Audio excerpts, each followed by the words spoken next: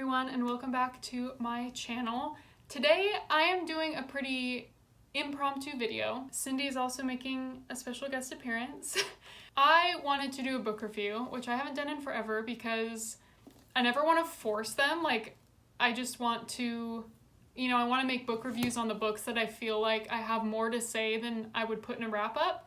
And that's what happened to me recently. I read Horrid by Katrina Leno, and I was so we'll unpack it, but I did give it a 4-star. I finished it 2 or 3 days ago, and ever since then, I've thought about it so much that I'm like, maybe I should just give it a 5-star for very subjective reasons, because I don't know, it just feels very special to me, this book, for some reason. So let's get into it. All right, so I'll just leave her there. So this book is about a teenage girl named Jane North, and at the beginning of the book, she is traveling from California to New England with her mom to move there because her father has passed away. And her mom's mom had this manor in New England that has been vacant for a while, and her mom had never wanted to move and live there. But because of the financial situation with the main character's father's death, the family can't really afford to live in California anymore, so they are moving to New England to live in this family home for free. But there's a lot of secrets going on as to why doesn't the mom want to live there? Why did Jane never meet her grandparents that live there?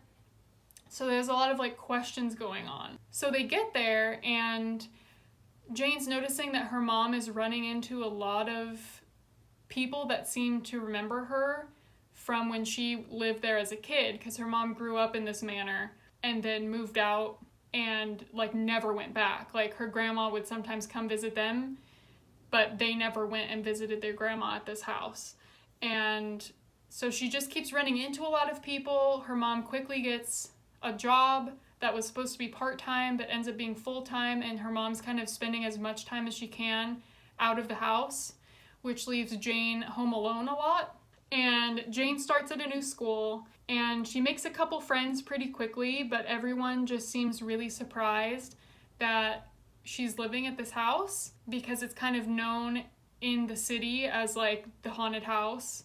It's been vacant for a really long time, and no one thought anyone would actually live there. So that's the kind of premise, I guess. And from the very beginning, we know that our main character, Jane, is very into reading, very into books, loves Agatha Christie, but she has this tendency when she feels very overwhelmed and either really sad or really, really angry and mad to eat books. So there's a lot of instances in this book where, because of circumstances, she gets very upset, and she's very, her fuse is very short.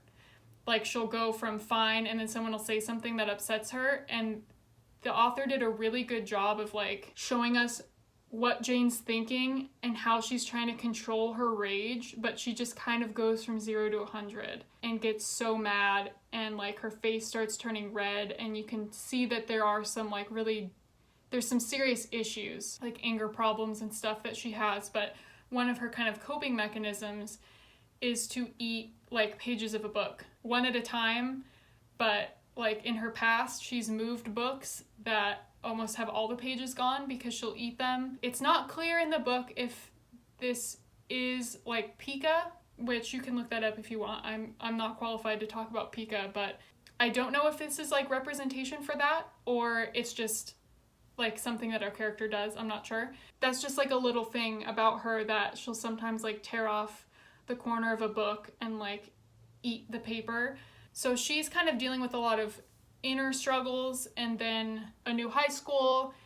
She gets a part-time job at this really cool coffee shop / bookstore, which is a dream. If I could open a bookstore, I'd open a bookstore / cafe. So it was just really interesting, and it gave me similar vibes to Coraline in the sense of it felt kind of just like a dark fairy tale. There is this kind of fairy tale element, which I should have looked it up before I started filming this, but there's a famous kids poem nursery rhyme thing that the author adapted into this, like, for this book. It's something like, because they say it in the book a couple times, but then also the book is split up into different parts. There's like no chapters, but the parts are titled with like each phrase from this poem. And I believe I'm paraphrasing it, but it's something like there once was a girl with a blonde curl right in the middle of her forehead.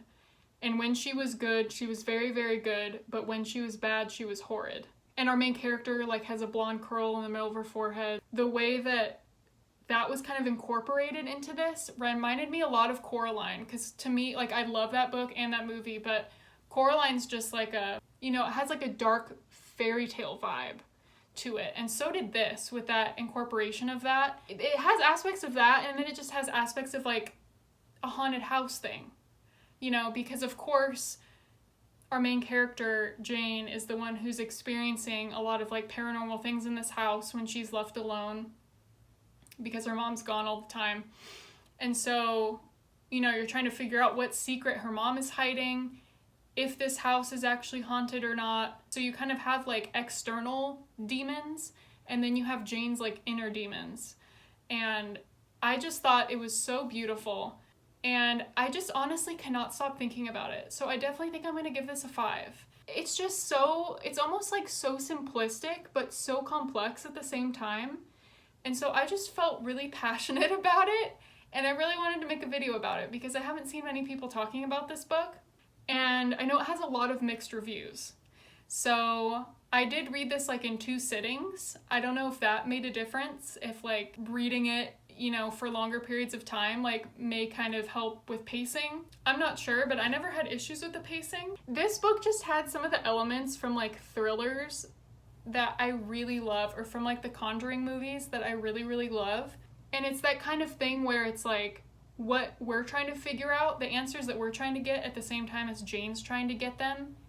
It seems kind of like the rest of the town and her mom know those answers, but won't say anything. But I also loved like the whole theme of roses being such a big part of this. And within like the first chapter or 2, when they get there, she finds her mom like in the garden furiously like pruning all of the roses out of the garden, but there's still like this really pungent rose smell, and that becomes like a huge theme throughout the book, is like roses, and there's a lot of like plot things that tie into the roses. There was just a lot of just the perfect amount of stuff that was brought up in the beginning that like carried on through the end, and then the way that it tied itself all together at the end was just perfect. So much stuff from like the first like 75 or 50 pages that it's like I noticed at the time, and I was like, that's weird. Why is the mom like so adamant about like gardening or something like that, that then you understand later, but it's just weaved through so nicely. I just love it. If anyone ever buys the movie rights to this before I get too old, hit me up, because I would love to play Jane. I've never been in a movie, but I've been in many, many plays, and I would like an opportunity to audition. That's all I'm saying. That's my little spoiler-free review of Horrid. If you're looking for like a really simple, really atmospheric, spooky, kind of dark fairy tale story with like a really poetic and spooky fairy tale ending, this is your book. It would be perfect for like fall, Halloween time. I kind of wish I'd read it around then, but it's fine. That's my review. I hope you enjoyed. Thank you so much for watching. If you have read this, please let me know what you thought. If you do want to like talk about a spoiler or something, please put spoiler at the top of your comment and then leave a bunch of space so that your comment will get, like the spoiler will get hidden in there. Yeah, I was just surprised by how much I loved it, so I just really wanted to share it with you guys, because I definitely, this is a library copy obviously, but I really want to purchase my own copy because I just feel the book feels so special to me. I don't know. Anyways, I hope you guys are having a great day or night, and I will talk to you next time.